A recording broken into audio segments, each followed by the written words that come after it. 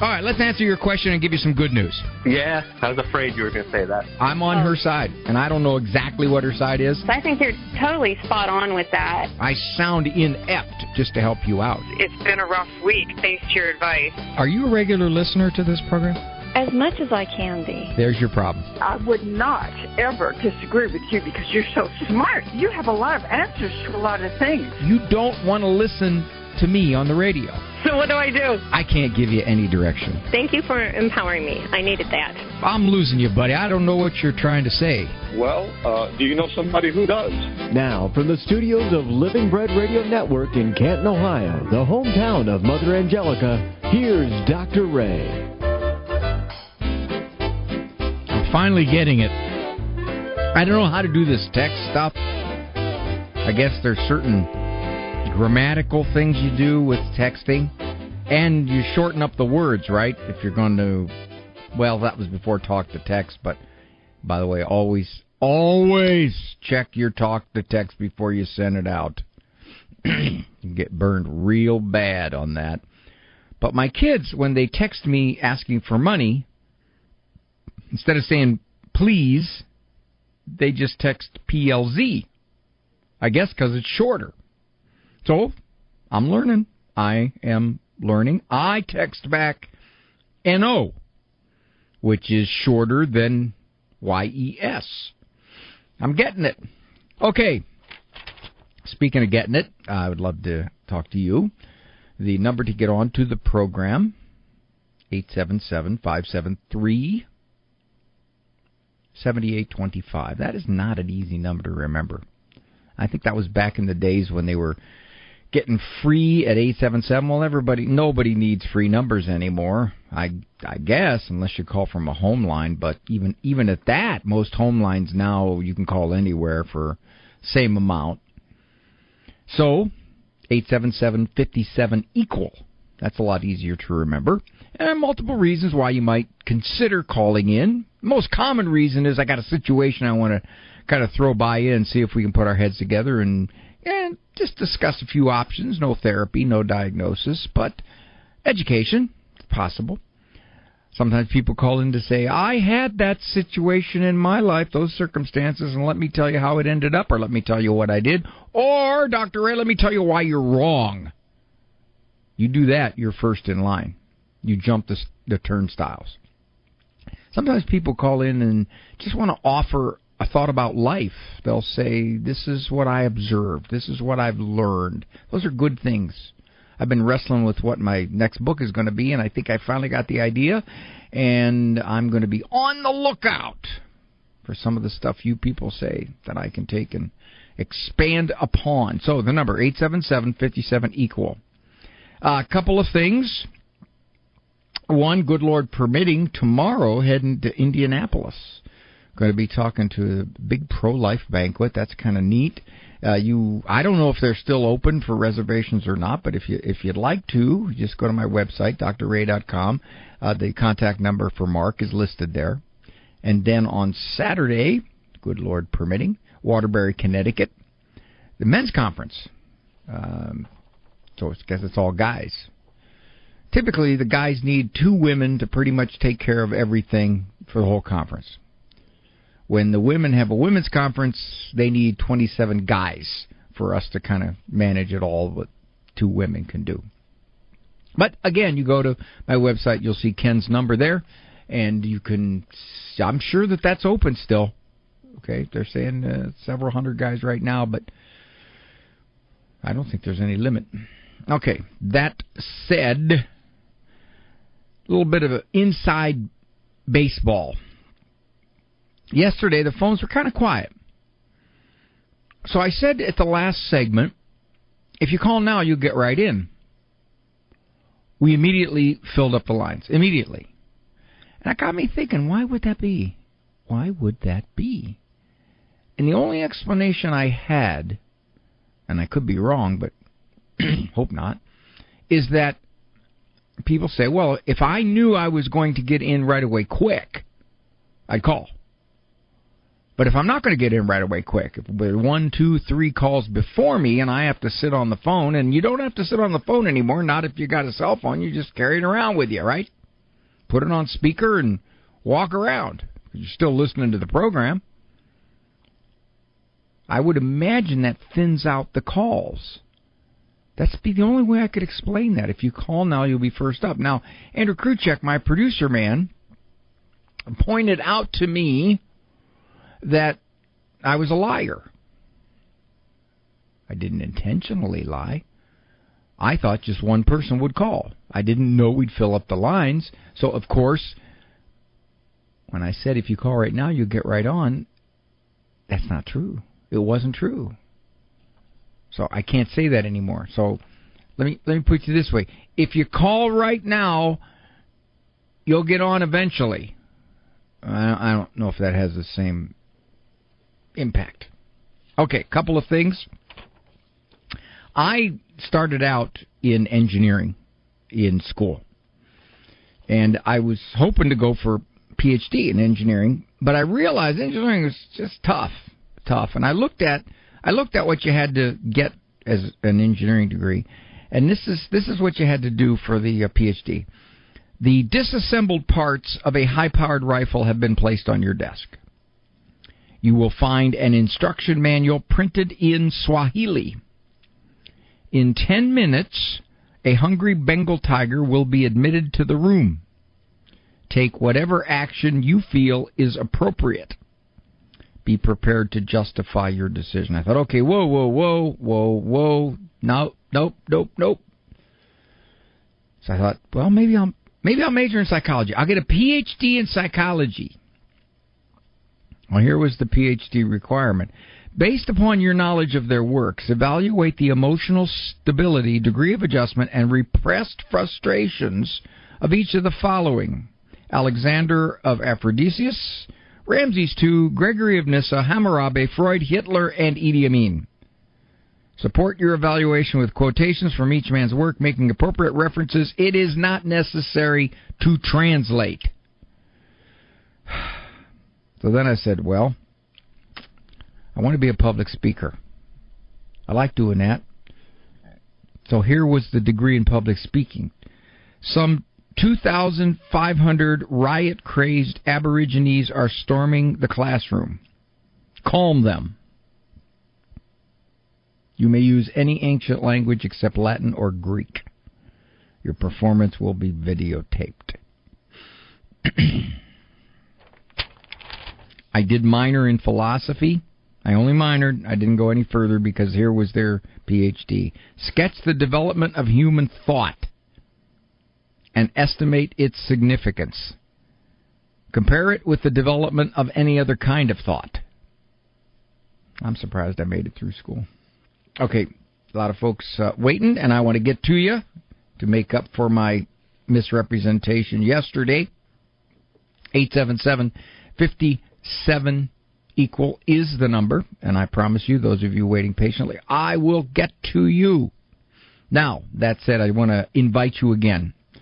I was talking to Dave Vacherest today. He is very, very capable, conscientious, expert manager of the Annunciation Radio, which is affiliated with Ave Maria. We're coming, good Lord permitting, on October 28th and 29th to Russell Video in Ann Arbor. We will be taping 4 shows of Living Right with Dr. Ray. The last time we were live in Ann Arbor was 9 years ago. Yeah, I just gotten out of college. That said, we'd love to have you in the audience. Now, one hiccup. Russell Video says they can accommodate about 55 people each show. So that puts us at a limited. Now, what we're going to do is we're going to probably take up to about 70 because typically there is a certain percentage of no-shows. Believe it or not, you know who you are. So if you would like to be part of the live audience for Living Right with Dr. Ray, the TV show for EWTN, go to AveMariaRadio.net, and then they said there's a slider. I don't know what a slider is. Eric, what's a slider? I thought that was something you buy at Arby's. I'd like a turkey slider, please, no cheese. And you can sign up. 1, 2, 3, 4 shows. But we got to have you sign up because we got to know what's going on and whether we limited it and say, okay, that show's no longer available. And on Wednesday night, The second show, the shows are 5:30, 7:15. The second show is Father Joe Krupp. Father Joe is one funny dude. He's one thoughtful dude. He's a dear friend.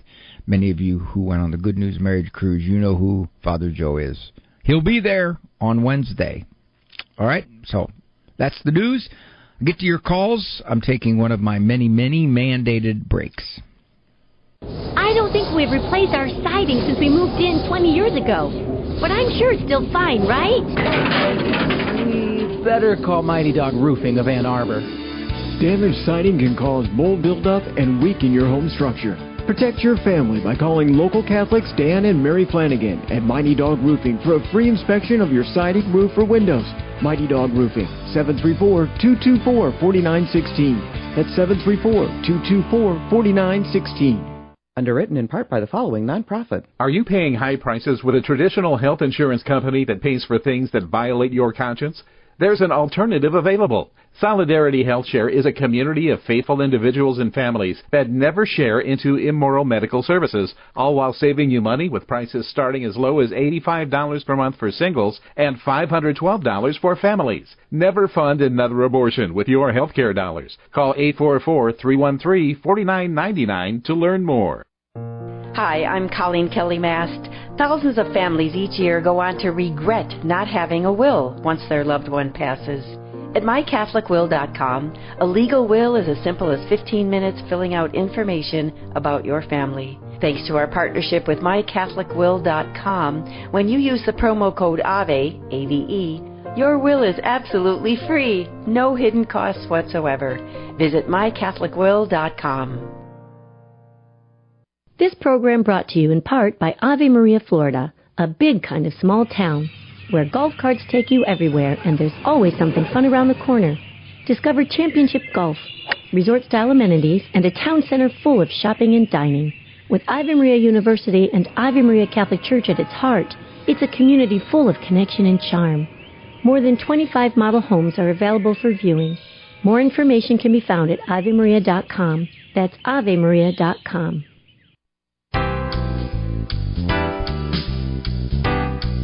I just told by Andrew Kruchek, my producer man, that a slider is a kind of repeating different announcements. And he says every couple seconds you get a new announcement. Wait a minute, they only have me as part of a whole bunch of announcements?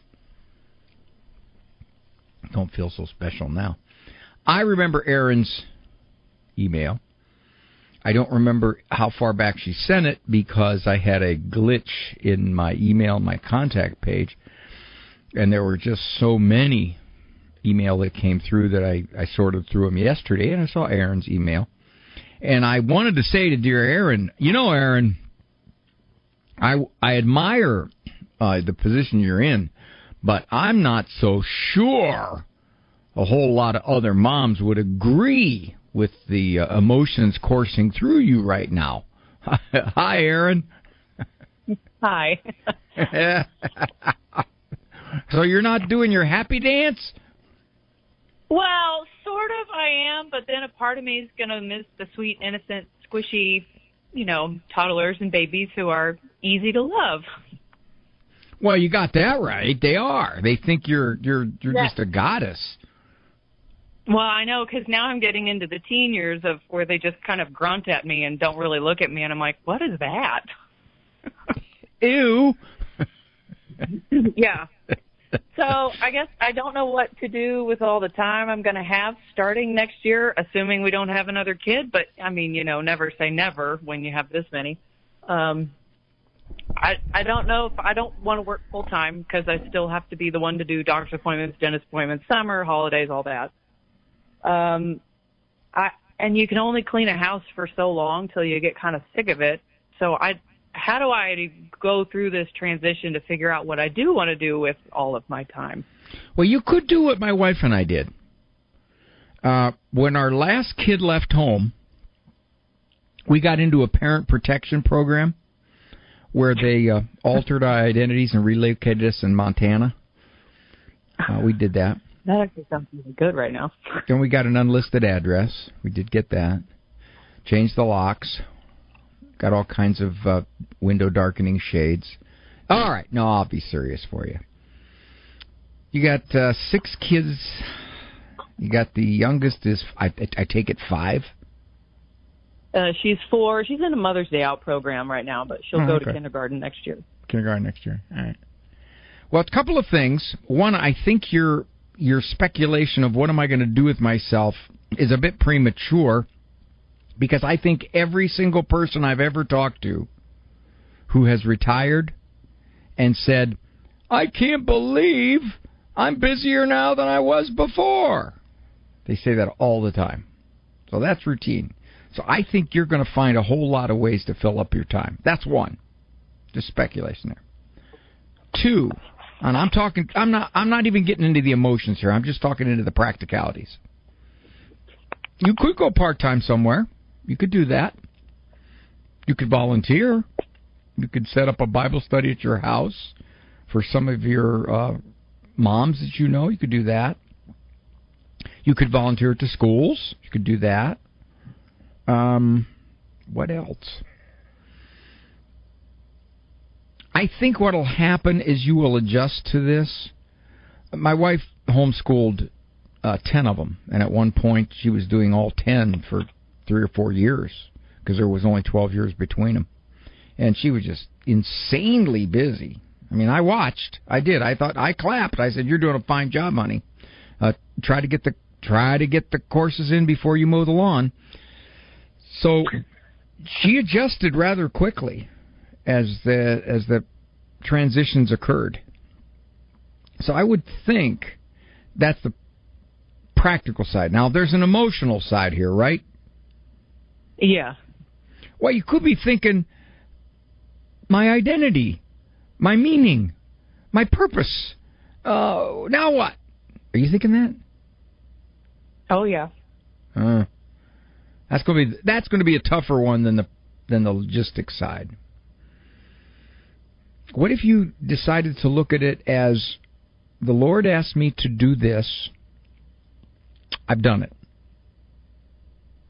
Now, my next move as a mom is to keep involved in these kids' lives as they get older, as they navigate through the school years, as some of them even head off to college.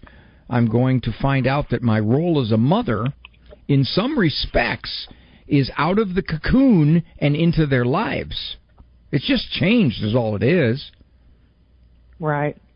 We got all the kids, and they're all adults now, and my wife comments on how much she's asked to be involved at various levels in all the kids' lives, whether it's a crisis, whether it's taking somebody to the doctor, whether it's looking after a child, whatever it is. She's amazed in many respects that the requirements for her time are as much as when the kids were all at home in a little cocoon.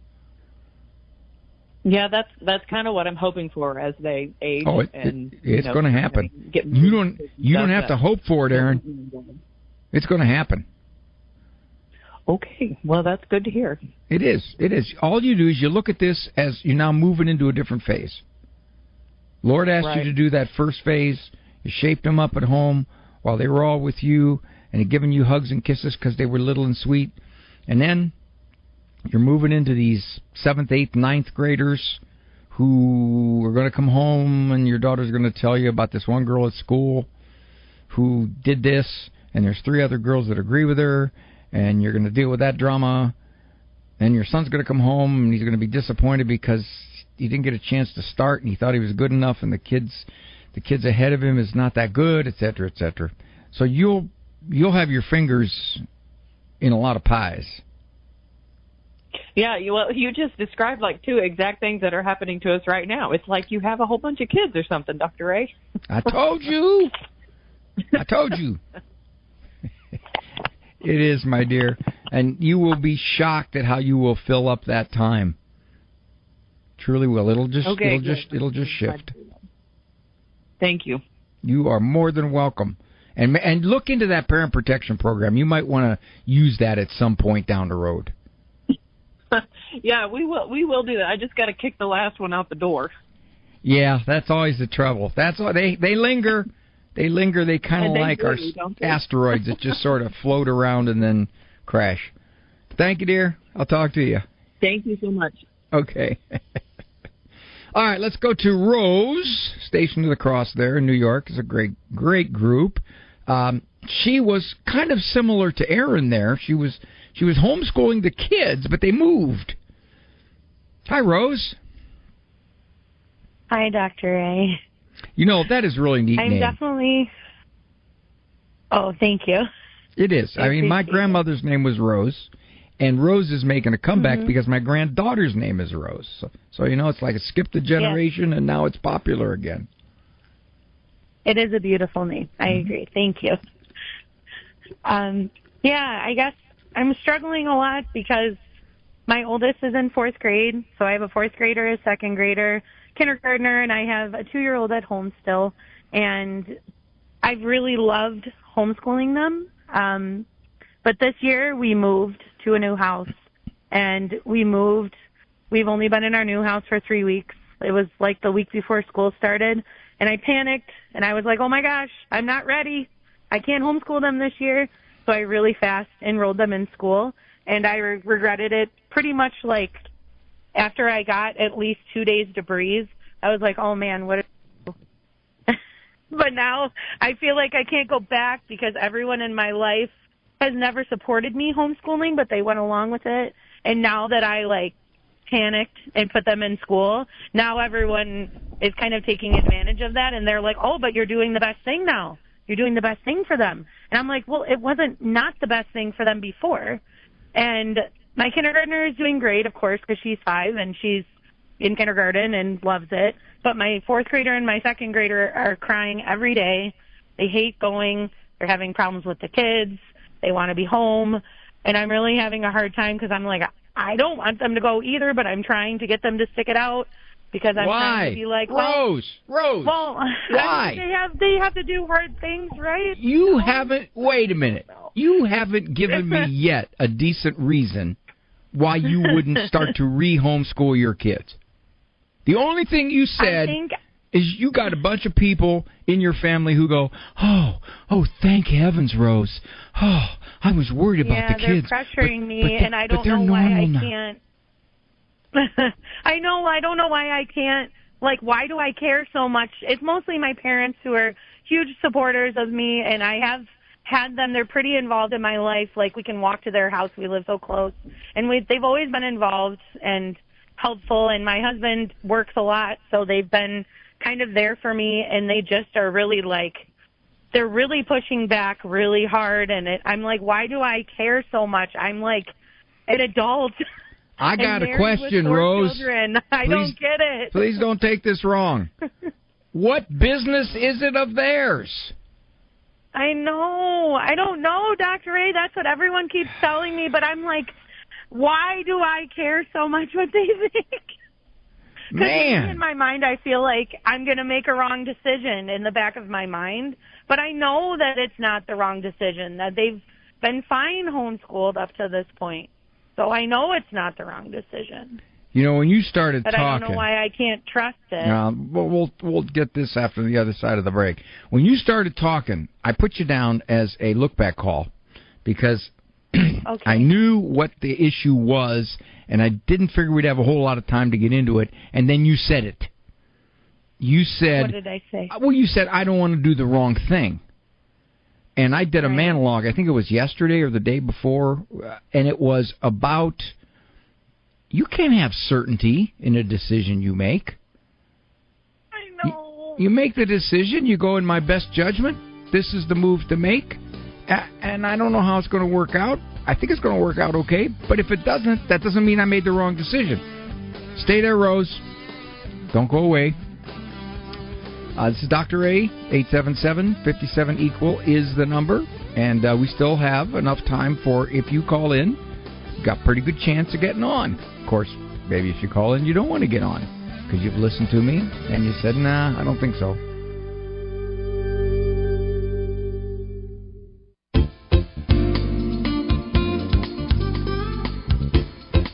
A rose by any other name. I think that's Shakespeare, but if it's not, somebody's going to let me know I was wrong, as I get these literary references wrong periodically. And part of the reason for that is sometimes I use words that I don't know the meaning of, so I can sound more photosynthesis. Talking to Rose. Now, here's the summary. Rose, a young mom. Got a couple kids of school age. Got a couple little ones. Rose was homeschooling, and she loved it. And the kids loved it. Although she was getting some backlash from family members, particularly her parents. They moved right before the school year started, and Rose panicked. Rose just said, no, I'm not ready to homeschool. Okay, go back to public school. Go on. Now, I got a couple of thoughts here, Rose. First of all, as a homeschooling mother, you know you didn't have to panic. You could have just delayed their education for a week or two before you got settled, for heaven's sake. Well, that's okay. I know, Dr. Ray, I was so mad at myself for doing that. I'm like, I could have just waited a couple of weeks till the books came in. That's exactly like, why am I right. even caring that All much? right, there you go. That's part of the theme here, Rose. You're overthinking stuff. Okay, that's one. I am. 2, you made a decision, and you said, what did I do? Why would I do that? Okay, change the decision. You could do that. We did that with my daughter. We sent her on to high school, and she didn't do well. We brought her home. Halfway through the year, brought her home. Brought her back home. Okay? That's what parenting is.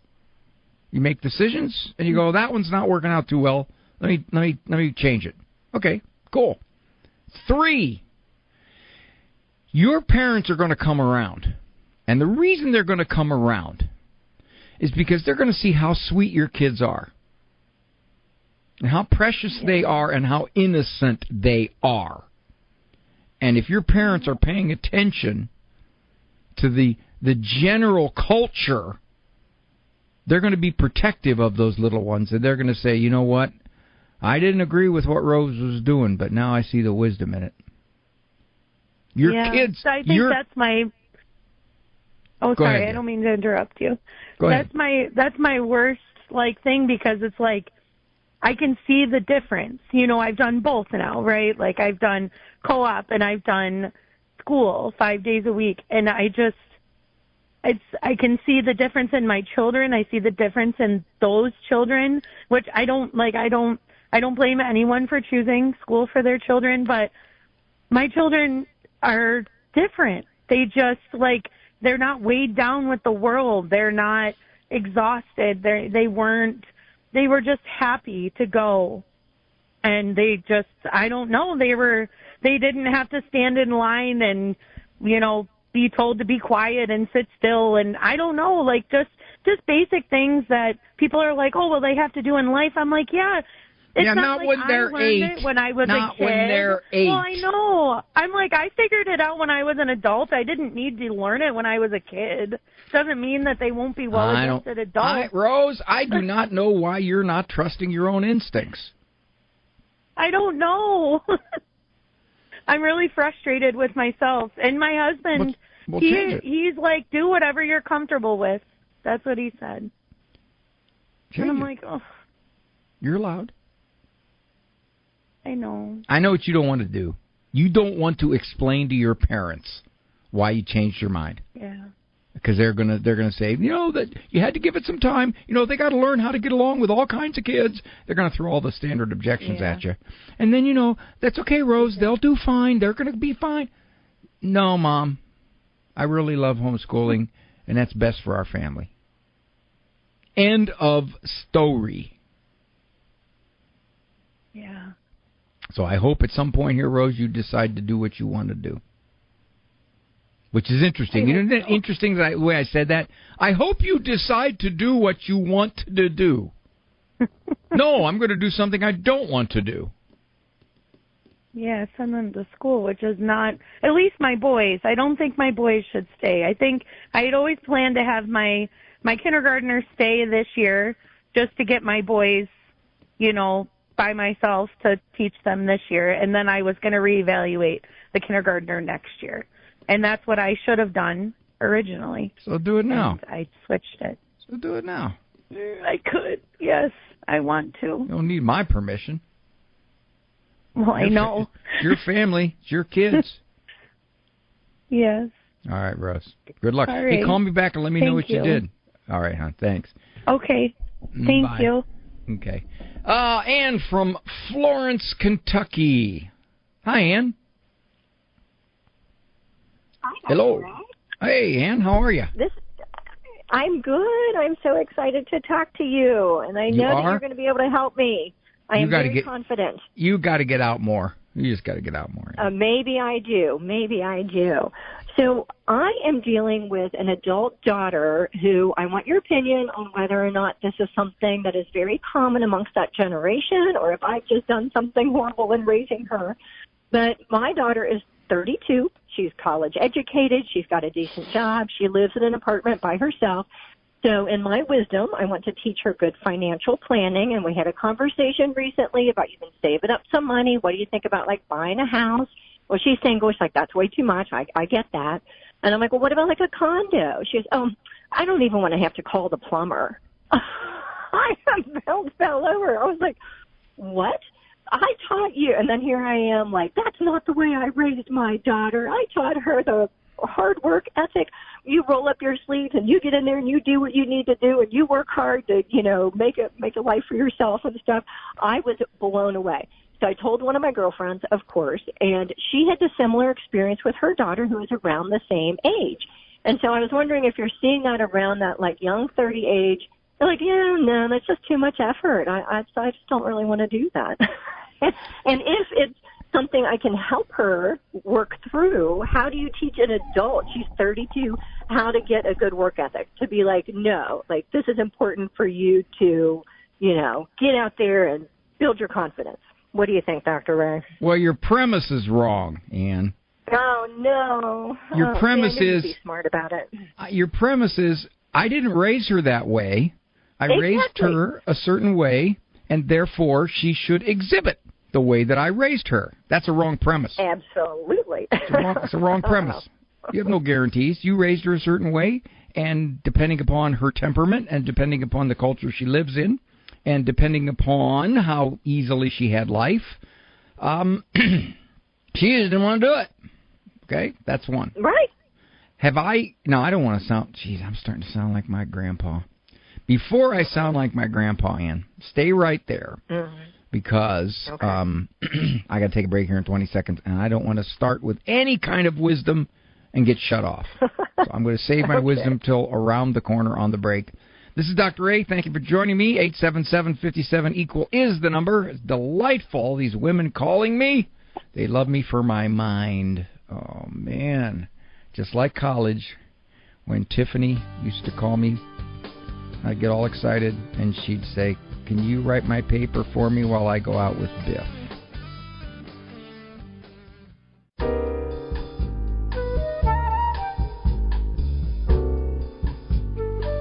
All right, here's what happened. We lost Ann from Florence, Kentucky, and it was our fault. Sorry, Ann, I hope you're still listening. If you're still there, you call back. We'll put you right back up. The gist of her question was this. Her adult daughter in her 30s was pondering buying a home, but she said, I don't know, there's like stuff you got to do, like you got to call a plumber. I don't know if I want to do that. And Ann was shocked and said, what the heck is going on here? I didn't raise her this way. So my first point was, yeah, I know you didn't, but that doesn't mean she was going to, as an adult, exhibit the kinds of things you try to teach her. Ask any parent out there. It depends on a whole lot of other variables than your parenting also. Now, that said, if you're asking me to make a generational generalization, yes, I hear people that are business owners. I hear parents who say, I'm shocked at the younger people who do not want to do the things that are necessary to be adults. I'm hearing that heavily. I think that's true. I don't think that's just these kids nowadays that every generation has said. I think there is truth to that, and I think it is a function of one of the factors is that we live in a very comfortable, very materialistic environment, and also entertaining. So therefore, anything that interferes with our entertainment, our comfort, our material pursuits is a bit more of a challenge. I asked a guy who does cars, and he will detail cars. I said, who's the worst? Which cars do you get in here that are in the most cluttered up, needing severe tender care? We're not talking mechanical, we're talking just the actual vehicle itself. He said, the 20-somethings. He said they don't just even take care of it. They don't even wipe it out. Now, I think that's a microcosmic example of, yes, in fact, if it takes a little more effort than I wish to do, I don't do it. I don't make the calls I'm supposed to make. Sometimes I don't pay the bills I'm supposed to pay. Yeah. Now, and if you're still listening, which you didn't call back, so I don't know why that is, I would not push on her. She's not going to want to hear it, and besides that, you'll be just doing this because you're basically motivated by saying, I didn't raise you like this, and I'm going to fix it. No, at this point, say, okay, well, you're 30-some years old, you graduated college, you at least had a work ethic for that, and she works, so here you go. We could talk a lot more about that, but I'm going to go to Stephanie from Houston, Texas. Dean Martin's song, great song. Going back to Houston. Hi, Stephanie. Hello. By the way, is your husband, do you have children at home? No. Okay, so he's older. Yes. Alrighty. So you tell me what's going on. Well, I just wanted some coping advice on how to deal with the food choices, which are not what they should be for the diabetes, and not, it's just a constant getting upset over stuff like that. And I do you have a book you recommend? My diabetes book? Yeah. My dad had type 2 diabetes when he was in his 60s. And I used to watch my mom. Nick, you know you can't eat that. Now, come on, Nick. Yeah, it doesn't work. It doesn't work. No, it does not work at all. Okay? I think my dad's attitude might parallel your husband's, which was, hey, I'm ticked off that I got diabetes, and I'm not going to let it interfere with some of the things I want to do, which is to eat tasty food. How old is he, Stephanie? 72. All right. So his attitude is what? As he has argued with you about watching his diet, what is his rationale? No, I'll eat what I want, and you can't tell me what to do. Okay. And that's it. It's that distilled down. It's not a matter of I'm 72 years old and I want to eat these foods because they taste good and I don't want to have my diet all that limited. And no, it just comes down to don't boss me around. Well, I guess maybe. But I think he doesn't see that, I take it personally or that I'm concerned, or he just sees it maybe just differently. It's like I'm trying to control him when I'm really just concerned, Well, he may also see it as the fact that you're bossing him around and you are taking it that, doesn't he care enough about me? I want him to be around. I don't want him to die prematurely. I don't want him to have complications of diabetes like losing a limb or going blind. I don't want that. I'm sure his doctor has told him the potential complications of diabetes, right? Well, I assume so. I mean, they've had conversations about, all right, we need to lower this A1C and blah, blah, blah. And, he's not interested. My dad did not like a CPAP, and he was in heart failure, and he was told, Nick, You need to wear the CPAP. It'll prolong your heart's strength. He didn't do it. He didn't like it.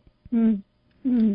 So at that point, my mom would get frustrated. My mom would try to direct him towards healthier moves. My dad was a good man, but he passed away when he was 76, and he just did not want to do these very uncomfortable things. So he didn't. I think your best move to get your husband to monitor a little bit is to not say anything anymore. To more or less that's say... what I need help with. I have no problem saying nothing, but internally I'm upset. It upsets me. And I just go... It's like I feel like I go around angry with him because of it, you know. Well, saying nothing. Even though you're... In, you okay, know? but wait a minute. Even though you're saying nothing, you're still telling yourself things. You're saying he doesn't care that I'm concerned about him. He doesn't care that he wants to live longer with me. He doesn't care that our marriage could go better if he did this. That's what you're saying. You're saying he doesn't care. Change the narrative to what? Change the narrative to, it may not have anything to do with he doesn't care. He just is determined to eat the way he wants. And he may be thinking, I'm 72 years old. How much more time do I have? I'm going to enjoy the food I want. Now, that may be short-sighted, okay? And he may not be looking at this from a perspective of he could severely limit his health. But if you can push out of your mind the idea that he just is doing this no matter what I would like and no matter how important our marriage is and no matter how important I am, if you get that out of your mind and you simply say, I don't know what's driving him, but I think it's probably because he just doesn't want to be limited by his diabetes. And it has nothing to do with me. That's the thought you got to replace this personalization that you're doing with. Okay. So what you do, honey, is you just, you tell yourself, here's what you do. Here, I got an idea. So you go to your husband and you say, I'll tell you what, I've been wrong. I've been nagging at you. You're a grown man. You make your own decisions. I just want you to know that I love you and I want you to be around as long as possible for me. But I'm not going to tell you any more what to do. And I'll bet you, Stephanie, if you do that, you might find that he'll be a little more careful. There could be a stubborn component involved with this. And what you did is you took away the stubborn component. I'll try it. Thank you. All right, hon. Good luck. One more thing. Andrew put up, a rose by any other name would smell as sweet. I was right. It was from William Shakespeare's play Romeo and Juliet. Apparently, Juliet seems to argue that it does not matter that Romeo is from her family's rival house of Montague. The references to state that the names of things do not affect what they really are. There it is. A rose by any other name would smell as sweet. Yeah, you could call a rose stinkweed, right? Because that's what we used to call those weeds that grow in the field, stinkweed. Still smells the same. All right. Tough parallel. Be right back. Do you own popular index mutual funds or ETFs? If so, you're automatically own shares of companies that conflict with your moral beliefs. Ave Maria mutual funds are managed to conform to pro-life and pro-family values.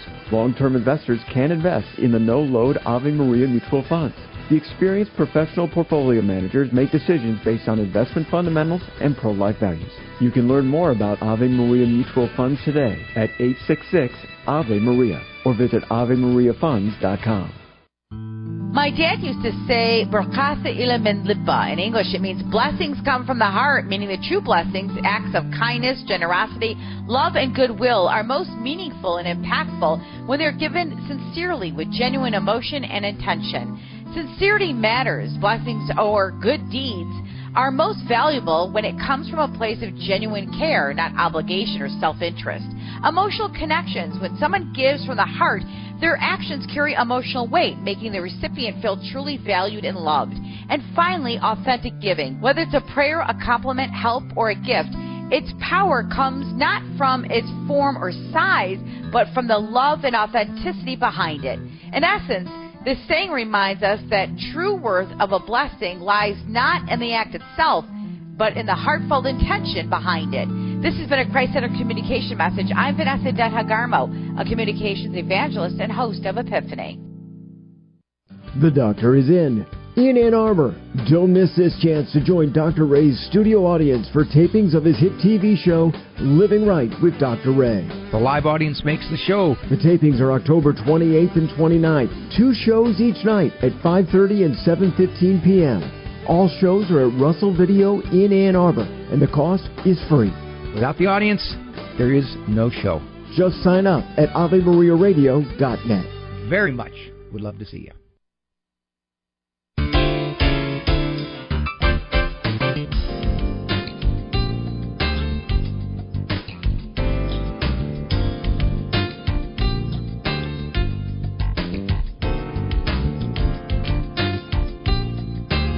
Well, Mary is calling for one of the reasons that we cited at the top of the program, which is not a particular situation, but an insight or an experience or piggybacking upon a previous call, because we had a young mom call in, and she said, I panicked and I sent the kids off to public school because I thought I wasn't ready to homeschool, even though we loved homeschooling, the kids loved homeschooling, and now I'm stuck and I'm trapped. And Mary says she's gonna help her out. Hi, Mary. Hi, Dr. Ray. Okay. What was your situation? Well, it was kind of like the young lady. Her name was Rose, correct? Yes. And the difference was I didn't want to homeschool, but I really felt inside that I should, but I come up with all kinds of excuses not to. And my husband wasn't really into homeschooling. He was more into sports, and I didn't check into it. I didn't know that I could homeschool and the kids could be in sports or music. And so I put them in school. I had 4 children, and the youngest one really struggled, and that's one that I live with regrets now that I did not homeschool her. I have forgiven myself, but still I see what she would have benefited from if I would have homeschooled her, because she struggled pretty much all through school. I kept telling myself, oh, well, it's better that I leave her in, because then she'll work through this and she'll be able to deal with people a little bit better, or whatever excuse I came up with. And the main thing I want to say to Rose is that it is harder to live with regrets than to live with the words of your relatives and friends. And also to do what she feels like God wants her to do. Not what she wants to do, but what does God want her to do. And in the end, she has to answer to God, not to her parents. Mary, why did you find justifications? Because I never liked school. I never liked doing homework. The computers, my youngest daughter is now 37, 38 years old, and the computers were just coming out, and I didn't want to get into any of that. I didn't want to learn that. I didn't want to correct homework. She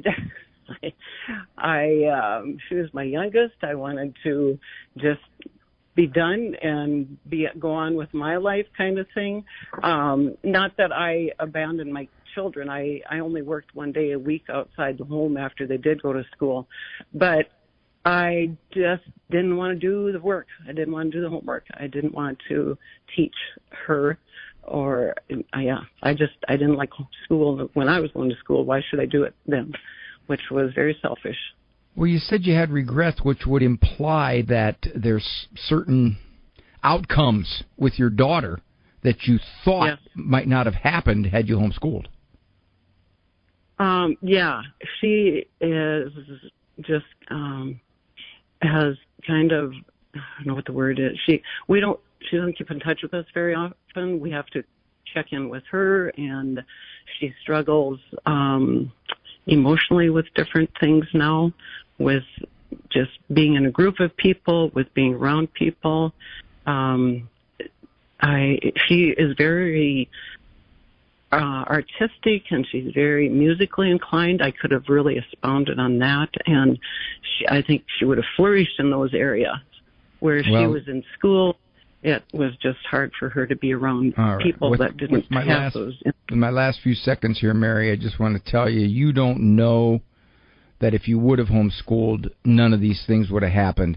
You can look back on it and say, well, I wish I would have. So you learn a lesson from learning from experience is what you learned, but you can't guarantee that this stuff wouldn't have happened.